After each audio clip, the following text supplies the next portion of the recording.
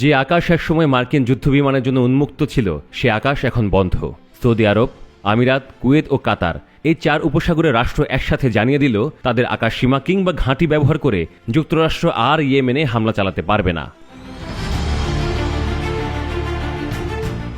টানা কয়েক সপ্তাহ ধরে ইয়েমেনে মার্কিন হামলা বেড়েই চলেছে, আর সেই আক্রমণের রুট হিসেবে ব্যবহৃত হচ্ছিল এই 4 দেশের মাটি ও আকাশ।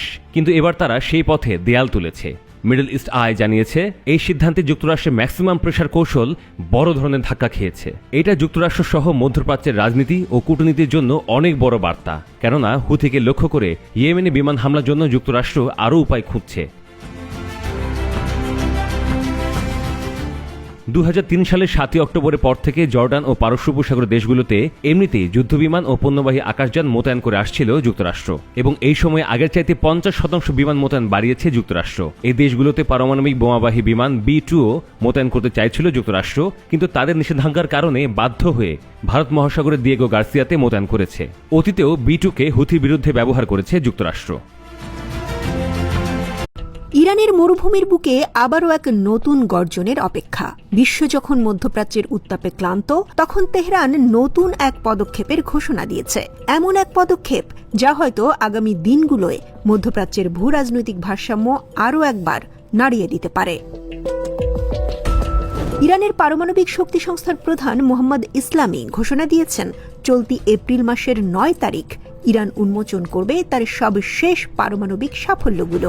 এই ঘোষণাটি এসেছে এমন এক সময়ে যখন ইরান চরম আন্তর্জাতিক চাপ এবং নিরাপত্তা হুমকির মুখোমুখি। ইসলামি জানিয়েছেন, 1403 পারস্য বর্ষপঞ্জিকায় তারা 100টিরও বেশি বৈজ্ঞানিক অর্জন করেছেন, যার মধ্যে সবচেয়ে গুরুত্বপূর্ণগুলো প্রকাশ পাবে উচ্চ পর্যায়ের এই অনুষ্ঠানে।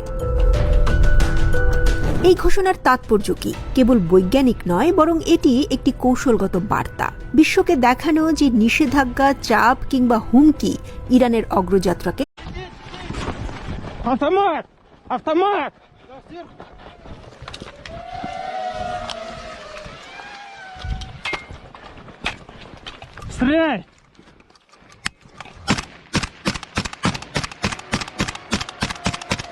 автоматическим.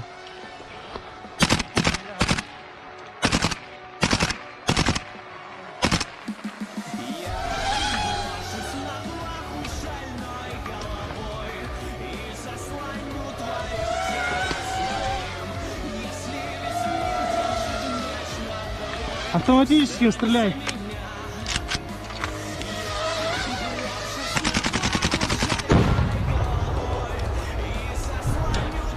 Бегом.